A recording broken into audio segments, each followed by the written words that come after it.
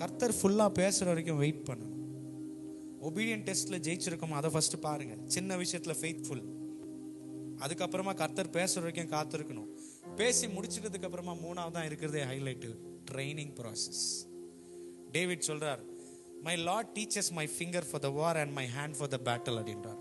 அவர் என் விரல்களை யுத்தத்திற்கும் என் கையை போருக்கும் பழக்க வைக்கிறாரு. அதனால தான் கோலியாத்தை ஈஸியா அடிச்சார். கோலியாத்தை பார்த்து சொல்றார், you have come with the sword அப்படின்றார், அண்ட் த ஸ்பியர், ஈட்டியும் பட்டயத்தோடு வருகிறாய், ஆனா நானோ என் தேவனுடைய நாமத்துல வரேன். யார் ஜெயிச்சது?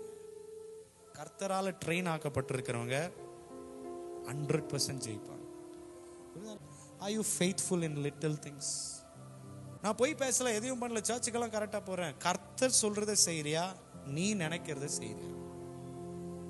கர்த்தர் சொல்றதை நீ செஞ்சிட்டேனா உன் வாழ்க்கையில வெற்றி